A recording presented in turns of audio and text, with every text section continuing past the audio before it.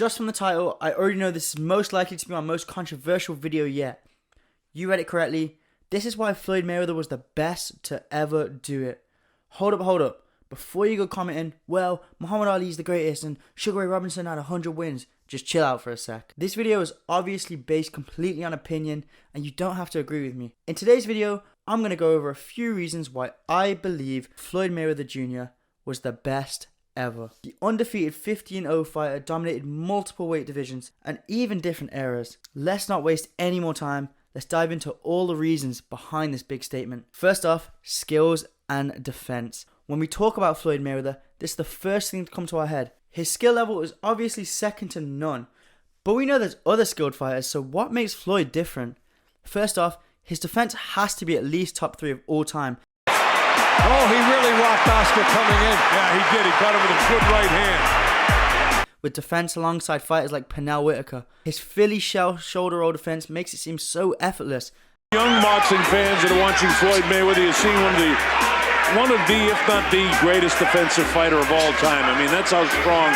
It's not until you slow it down that you can notice it most of the time. His whole entire career, he's faced so many A-class world champions and other Hall of Famers. And even in these big draw fights, it's not even like they were all-out wars. But in fact, Floyd made them look easy. For example, Manny Pacquiao and Floyd was dubbed to be one of the biggest fights of all time. But Floyd effortlessly breezed through that, which led to people calling Floyd a runner and a boring fighter.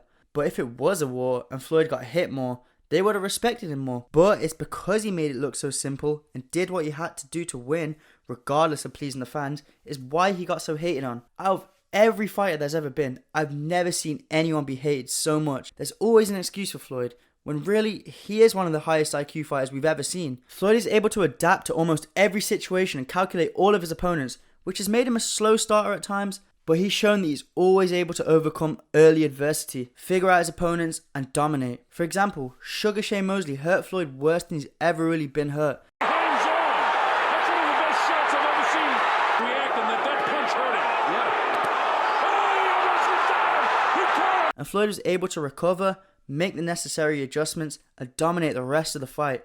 The fact that you can count the amount of times Floyd has been hurt over his entire career on one hand speaks volumes. On to my next point, better with age. I recently saw a few clips of Floyd now on the pads and training, and it only just hit me.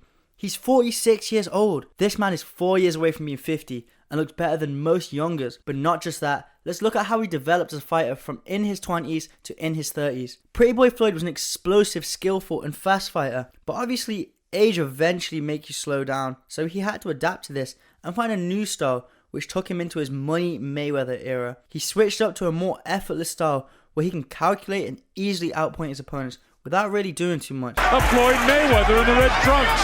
He's standing straight up right now, and Carlos still can't get to him. Look at that.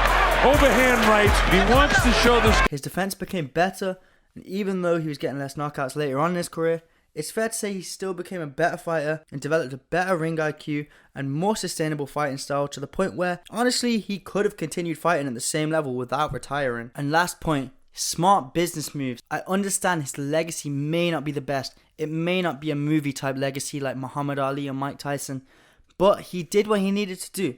He got into the sport, made more money than any athlete has ever done, and got out without any damage to the brain. If we look at Muhammad Ali, people's heroes, just look at how they were in their 40s and 50s in their career. Definitely slowed down, definitely took heavy damage to the brain, and a lot of them became terminally ill. Floyd, however, I believe set himself up the nicest out of everyone, made the most money that he could, made the smartest decisions, and got out of the sport without any real damage to his brain or any other parts. I mean, look at him, he looks younger than what his age is. And maybe that's why Floyd's so hated compared to other fighters. He wasn't so focused on his legacy, he got in, secured the bag, and got out, whether or not he pleased the fans. But what do you guys think? Did Floyd do what he needed to do? Was he the best to ever do it? Let us know in the comments. If you enjoyed this video, make sure you smash the subscribe button for more videos like this. And yeah, that'll be all from us. We'll catch you in the next one.